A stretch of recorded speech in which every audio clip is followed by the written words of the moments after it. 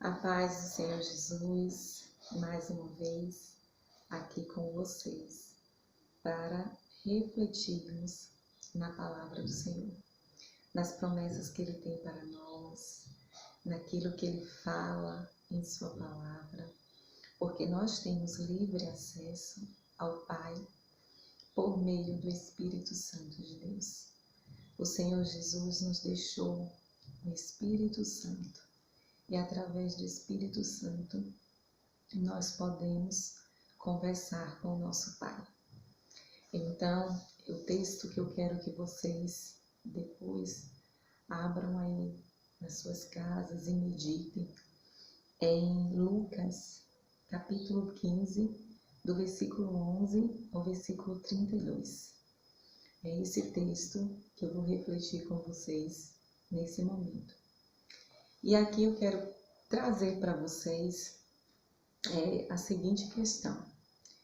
Porque nesse momento você está recebendo muitas mensagens, com certeza, para orarmos, para buscarmos ao Senhor. Precisamos orar, vamos orar, né? Todo mundo lhe convidando para orar. E devemos orar. É isso que nós devemos fazer. Vamos orar.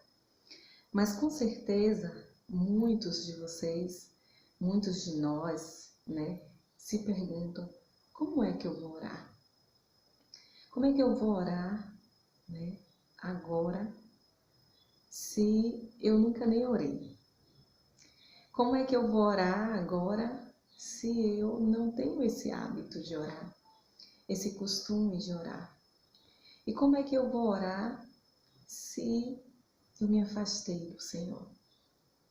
E agora, só porque eu estou passando por esse momento difícil, é que eu vou orar a Deus?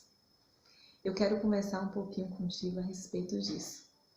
Desde o princípio, como eu já falei aqui com vocês, que desde o princípio, o nosso inimigo, o nosso adversário, Satanás e os seus demônios, eles procuram meios para nos distanciar e nos afastar de Deus.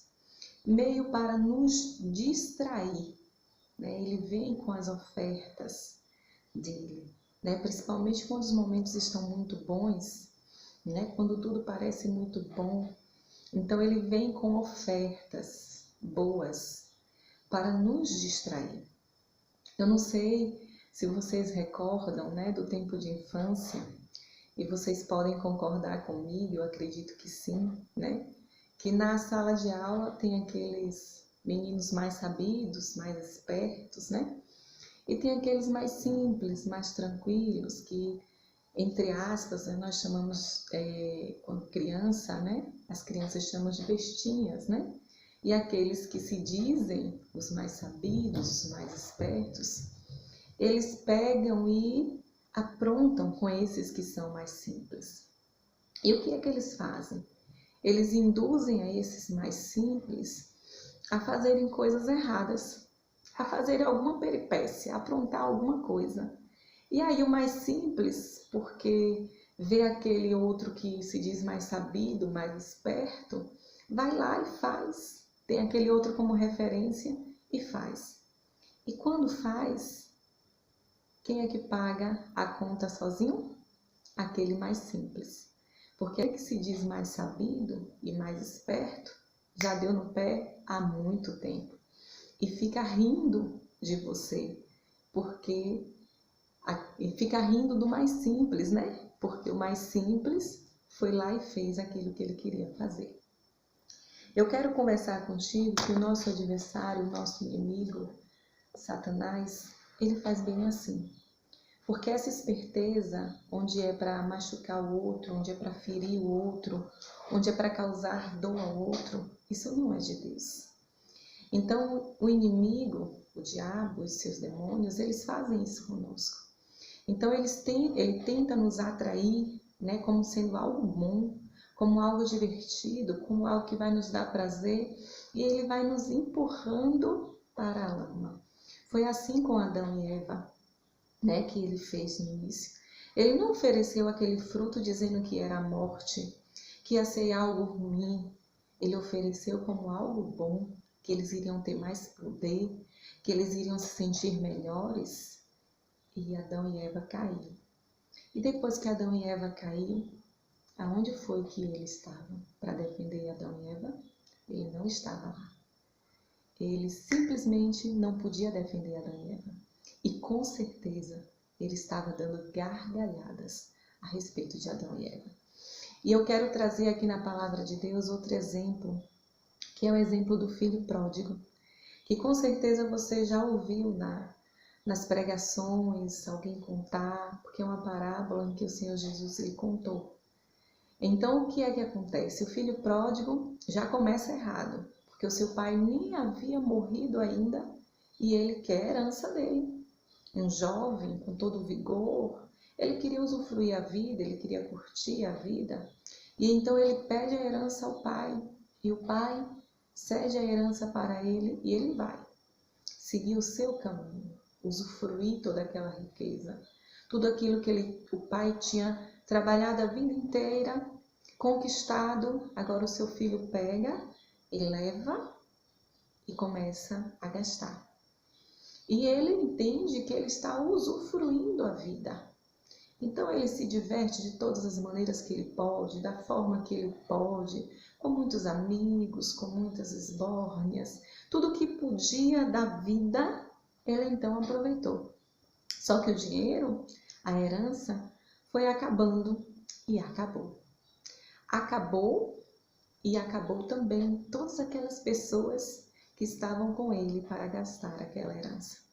Todos sumiram e aquele jovem ficou sozinho. E ali ele vai trabalhar como cuidador de porcos, e o pior de tudo é que ele tem que comer da comida dos porcos. Imagine um jovem que tinha tudo, tinha o seu pai, a sua família, se alimentava bem, vivia bem, mas não sabia agradecer a Deus por tudo aquilo que ele tinha. Ele não era grato. Então ele queria experimentar coisas novas. Ele achava que tinha algo mais lá fora do que dentro da sua casa, da casa do pai. E ele vai. E quando ele está lá, comendo dessa comida dos porcos, nesse momento, ele começa a refletir em seu coração tudo aquilo que ele havia feito, aquilo que ele tinha feito com o seu pai, aquilo que ele tinha feito com a sua vida, aquilo que ele tinha feito com a sua família. E ele já começa em seu coração. Lembra que eu falei para vocês do que está sentindo o seu coração? Então começou no coração daquele jovem, sabe o quê? O arrependimento. Essa é a parte melhor. Precisa começar em nosso coração o arrependimento. Não importa o que a gente fez, quanto tempo a gente se distanciou de Deus, para onde a gente foi, quanto a gente pecou, quanto a gente errou. Importa o que vem começar dentro do nosso coração. E então começa dentro do coração daquele jovem o arrependimento. E ele então percebe tudo o que ele tinha feito. E ele fala, eu vou voltar à casa de meu pai e ser pelo menos um trabalhador de meu pai. Porque o trabalhador de meu pai, o servo de meu pai, vive numa situação melhor do que a que eu estou vivendo agora. E então ele coloca isso em seu coração. E esse pai, nessa história aí, é o nosso Deus. E Deus ele já sabe o que está no nosso coração. E a oração começa dentro do nosso coração. Antes da gente dobrar o nosso joelho, antes da gente se humilhar de joelhos diante do nosso Pai e derramar as nossas lágrimas, dentro do nosso coração já começa a oração. E aí aquele jovem corre para a casa do pai. E o que acontece? O pai já estava esperando ele. O pai já estava aguardando ele. E o pai não ouve nada do que ele tem para dizer, porque o pai já sabia o que estava no coração dele. E aí então o pai o recebe com festa, o recebe com alegria, veste nele as roupas de filho, põe o anel no dedo, calça-lhe os pés e não lhe permite ser servo, porque ele é filho. E aqueles que são filhos do Senhor podem retornar para o Pai, podem voltar para o Pai. Então, eu quero falar para você nesta hora, que está distante do Senhor, que há muito tempo não ora e que agora também não sabe nem como orar, que se acha nesse momento indigno de orar, de falar com o Senhor. Como é que eu vou orar a Deus agora só porque está num momento difícil? É agora sim. Pede perdão ao Senhor. Fala com Ele o quanto você errou, o quanto você foi imaturo, o quanto você foi ingrato, o quanto você foi insano. Reconhece. Reconhece o quanto você se distanciou, o quanto você é falho, porque todos nós somos falhos. O único perfeito é o Senhor Jesus, e é Ele quem nos justifica diante do Pai. Por causa do Senhor Jesus, nós temos livre acesso ao Pai. E não se preocupe, que quando você chegar junto do Pai, Ele não vai te acusar, Ele vai te abraçar, e Ele vai te dar tudo de novo. Sabe, toda aquela herança que você gastou, todo o teu tempo que você gastou, fazendo as coisas que o inimigo queria que você fizesse, e ele ficou se divertindo às tuas custas. Todo esse tempo será restituído pelo teu Pai. Todo esse tempo será devolvido pelo teu Pai. Toda a alegria que o diabo te roubou, todo o tempo que o diabo te roubou de você estar com o teu Pai, na casa do Pai, usufruindo do Pai. No momento que você voltar, começa a voltar aí no teu coração. No momento que você voltar, o Pai te recebe de braços abertos.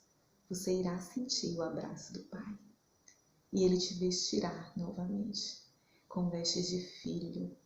E você pode clamar a Ele. Você pode buscar a Ele. Você pode estar na presença dEle quantas vezes você quiser. Você vai usufruir toda a herança do Pai. Porque a palavra do Senhor nos diz que nós somos herdeiros de Deus e co-herdeiros com Cristo. Aleluia! Glória a Deus! Que o Senhor Jesus te abençoe e volte a orar agora. Esse é o tempo do Senhor na tua vida. Volte para o Pai. Volte para o seu Pai, o nosso Pai que está nos céus. Aleluia! O Senhor te abençoe. Amém.